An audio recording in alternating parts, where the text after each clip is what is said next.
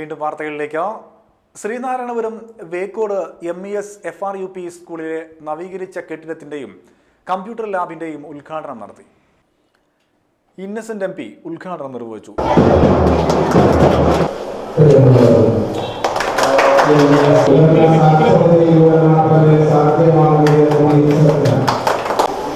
എഴുന്നേറ്റ് പോകണമെന്ന് വിചാരിച്ചതാണ്. വിഷമിക്കണ്ട, എനിക്കുള്ളത് പറയാതിരിക്കാൻ പറ്റില്ല. ഒരു പ്രാവശ്യം ടൈസൺ മാഷെ വിളിച്ച് അദ്ദേഹത്തിന് ഒരു പുസ്തകം കൊടുത്തു. വീണ്ടും ടൈസൺ മാഷെ വിളിച്ചിട്ട് പുസ്തകം കൊടുത്തു. അപ്പൊ ഞാൻ പറഞ്ഞു, ഇനിയും 2 പ്രാവശ്യം വിളിക്കണമെന്ന് പറഞ്ഞു.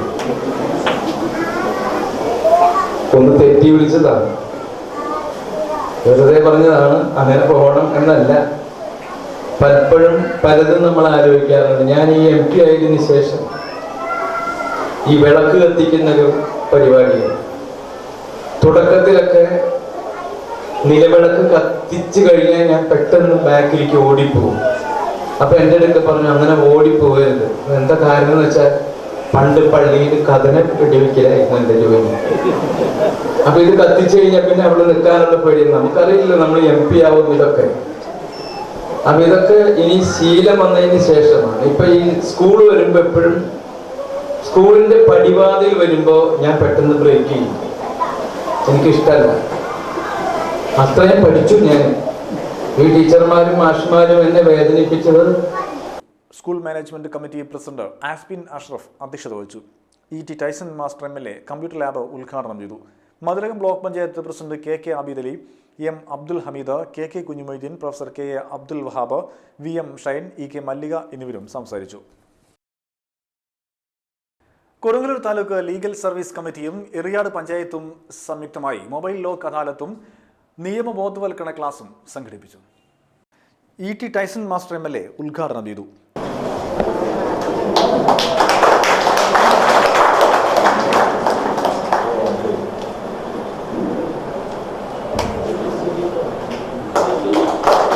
ഒരു ഉന്നതിയിലുള്ള ഉയർന്ന തലത്തിലുള്ള സംസ്ഥാനങ്ങളൊന്നാണ് നമ്മുടെ ഈ കേരളം.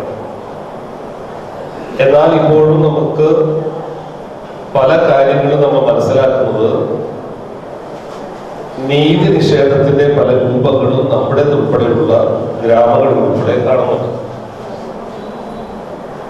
നമ്മൾ പലപ്പോഴും പറയാവുന്ന ഒരു സെന്റൻസ്, വൈകിയെന്ന നീതി പറയുന്നത് നിഷേധിക്കപ്പെട്ട നീതിക്ക് തുല്യമാണ്. വൈകി കിട്ടിയ നീതി എന്ന് പറയുന്നത് നിഷേധിക്കപ്പെട്ട നീതിക്ക് തുല്യം എന്ന് പറയാറുണ്ട്. നമുക്ക് എനിക്ക് തോന്നുന്നു നമ്മുടെ ഒരു ജനാധിപത്യത്തിന്റെ ഏറ്റവും നല്ല പഞ്ചായത്ത് രാജ് സമ്പ്രദായങ്ങളും ഒക്കെ ഉള്ള ഒരു പ്രദേശത്ത് നമുക്ക് കുറെ കൂടി ഗൗരവപ്പെട്ട ഇടപെടൽ നടത്താനാണ്. ഇപ്പൊ ഇന്നിവിടെ മൊബൈൽ ലോക്ക് അദാലത്ത് നടക്കുന്നു. അതിനുശേഷം പഞ്ചായത്ത് തലങ്ങളിൽ നമുക്ക് ഇത്തരത്തിൽ ഏതെങ്കിലും അർത്ഥത്തിൽ തർക്കങ്ങൾ ഉണ്ടാകുമ്പോൾ ഇടപെടാൻ കഴിയുന്ന കമ്മിറ്റികൾ ഉണ്ടാക്കാൻ കഴിയുമോ എന്ന് ആലോചിക്കേണ്ടതുണ്ടെന്ന് അറിയുന്നു.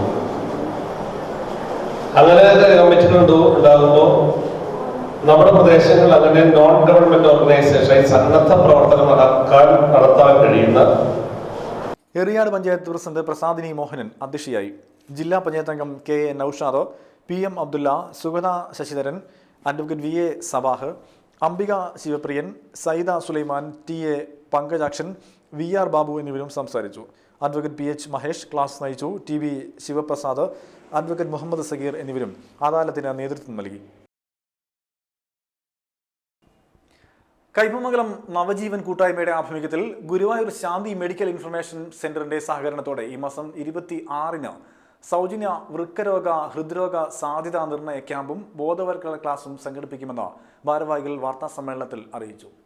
നവജീവൻ കയ്പമംഗലം കൂട്ടായ്മയുടെ പ്രഥമ സംരംഭമായ സൗജന്യ ഹൃദ്രോഗ വൃക്ക നിർണയ ക്യാമ്പ് ഗുരുവായൂർ ശാന്തി മെഡിക്കൽ ഇൻഫർമേഷൻ സെൻ്ററിൻ്റെ സഹായത്തോടെ ജനുവരി 26-ൽ 6 മുതൽ 8 വരെ വഴിയമ്പലത്ത് വെച്ച് പരിശോധനാ ക്യാമ്പും തുടർന്ന് 2 മണിക്ക് പരിശോധനാ ഫലവും ബോധവൽക്കരണ ക്ലാസും പനമ്പിക്കുന്ന് സെൻട്രൽ LP സ്കൂളിൽ വെച്ച് പ്രശസ്ത സിനിമാ സീരിയൽ നടൻ ലിഷോയ് ഉദ്ഘാടനം ചെയ്യുന്നു.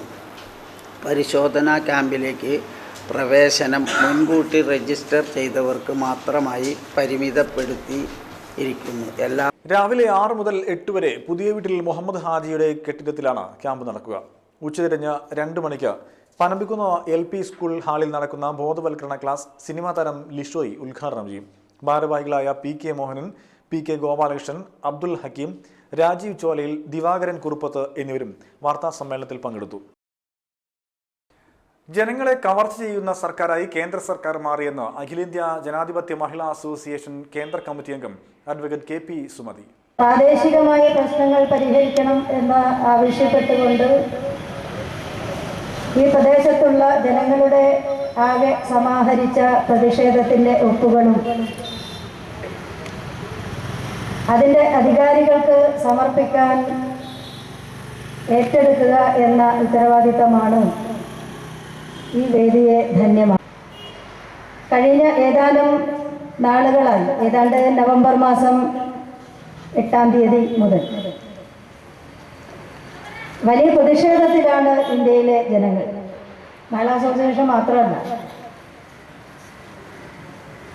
പല രൂപത്തിലും പല ഭാവത്തിലും പ്രതിഷേധത്തിൻ്റെ കൊടുങ്കാറ്റാണ് രാജ്യത്തിൻ്റെ എമ്പാടും നമുക്ക് നോക്കിക്കാണാൻ കഴിയുന്നത്. അതിലൊന്നു മാത്രമാണ് മഹിളാ അസോസിയേഷൻ രേഖപ്പെടുത്തുന്ന പ്രതിഷേധം. നമ്മുടെ രാജ്യം ഭരിക്കുന്ന പ്രധാനമന്ത്രി ശ്രീ നരേന്ദ്രമോദി നമ്മൾ സാധാരണ പറയുമ്പോൾ ഒരു 8ന്റെ പണി കൊടുക്കുക എന്ന് പറയുന്നത്. നവംബർ 8-ന് രാത്രി 8 മണിക്കാണ് ഇന്ത്യക്കാർക്ക് ഇന്ത്യയുടെ പ്രധാനമന്ത്രി ഒരു 8ന്റെ പണി കൊടുത്തത്. രാജ്യത്ത് പ്രചാരത്തിലിരിക്കുന്ന 86% വോട്ടുകൾ 500-ന്റെയും 1000-ന്റെയും ഞാൻ റിസർവ് ബാങ്കിനോട് ആവശ്യപ്പെടുകയാണ്. ഏതാണ്ട് കള്ളനും പോലീസും കളിക്കുന്ന പോലെയാണ്. നോട്ട് നിരോധനത്തിലൂടെ ഉണ്ടായ പ്രശ്നങ്ങൾ പരിഹരിക്കണമെന്നാവശ്യപ്പെട്ട് അസോസിയേഷൻ വലപ്പാട് പഞ്ചായത്ത് കമ്മിറ്റി ശേഖരിച്ച ഒപ്പുകൾ കൈമാറലും പൊതുയോഗവും ഉദ്ഘാടനം ചെയ്ത് സംസാരിക്കുകയായിരുന്നു അവർ. നോട്ട് നിരോധിച്ച മോഡി സർക്കാർ ജനങ്ങൾക്ക് 8ന്റെ പണിയാണ് കൊടുത്തത്.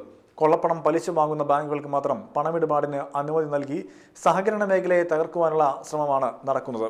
റിസർവ് ബാങ്കും കേന്ദ്ര സർക്കാരും പ്രശ്നത്തിൽ നിന്ന് രക്ഷപ്പെടുവാനുള്ള തത്രപ്പാടിലാണ്.